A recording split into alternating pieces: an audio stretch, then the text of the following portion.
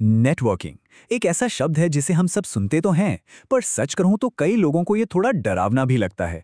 पर क्या हो अगर हम सब इसे गलत तरीके से देख रहे हैं? चलिए आज नेटवर्किंग का असली मतलब समझते हैं। तो जब कोई कहता है नेटवर्किंग तो दिमाग में पहली चीज क्या आती है? एक मिनट सोचिए, ईमानदारी से। क्योंकि ज्यादातर लोगों के लिए ना जवाब कुछ इस तरह का होता है। हाँ बिल्कुल यही। अजीब सा, थोड़ा मतलब वाला। ऐसा लगता है जैसे कोई बोझ हो, है ना। इसे एक जरूरी काम तो माना जाता है, पर ऐसा जो काफी अटपटा और जबरदस्ती का लगता है। ऐसा महसूस होता है मानो ये सिर्फ मतलब निकालने का एक जरिया है। लेकिन क्या हो अगर मैं कहूं कि प्रॉब्लम नेटवर्किंग में है ही नहीं, प्रॉब्लम तो हमारी इसकी परिभाषा में है, जिस तरह से हम इसे देखते हैं। चलिए इसे एक नए नजरिए से देखते हैं, लेन देन से हटकर सच्चे कनेक्शन बनाने की ओर। और इस नई सोच को समझने का सबसे अच्छा तरीका ये कोट है। नेटवर्किंग कोई शिकार नहीं है जहां आप कॉन्टैक्ट्स ढूंढ रहे हैं। नहीं, ये बागबानी करने जैसा है।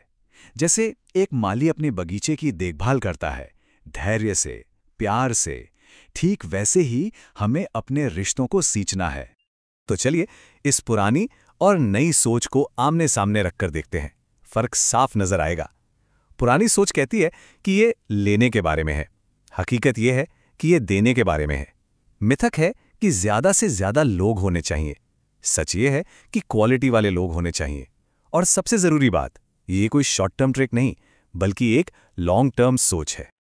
तो इन सब बातों को मिलाकर हमारी नई परिभाषा क्या बनती है? वो ये है, नेटवर्किंग का मतलब है समय के साथ सच्चे और दोनों के लिए फायदेमंद रिश्तों का एक समुदाय बनाना। यहां जोर सच्चे और समय के साथ पर है। और पता है, जब हम इस तरह से नेटवर्किंग को अपनाते हैं तो इसके फायदे भी कमाल के होते हैं। आपको गहरे प्रोफेशनल रिश्ते मिलते हैं, ऐसे मौके मिलते हैं जिनके बारे में सोचा भी नहीं होता, और एक ऐसा सपोर्ट सिस्टम बनता है जो आपको पर्सनली भी ग्रो करने में मदद करता है। ठीक है, थ्योरी तो बहुत हो गई। अब बात करते हैं एक्शन की। इसे असल में करना कैसे है? इसके लिए हमारे पास एक बहुत ही सिंपल 3 स्टेप का फ्रेमवर्क है।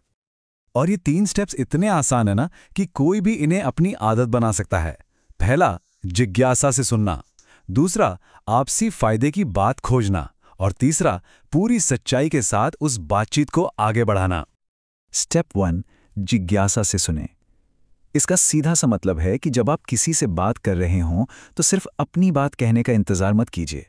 सच में सुनिए कि वो क्या कह रहे हैं, उनकी कहानी क्या है, उनकी चुनौतियां क्या हैं। असली कनेक्शन सुनने से ही शुरू होता है। दूसरा स्टेप है आपसी मूल्य खोजना, और यहीं पर असली माइंडसेट शिफ्ट आता है। सवाल ये नहीं होना चाहिए कि मुझे इससे क्या मिल सकता है। सवाल ये होना चाहिए कि मैं इसके लिए क्या कर सकता हूं, मैं कैसे मदद कर सकता हूं, चाहे वो कोई जानकारी हो, कोई संपर्क हो या सिर्फ एक नया आइडिया। और अब आता है स्टेप 3, जो शायद सबसे आसान है पर जिसे सबसे ज्यादा लोग भूल जाते हैं।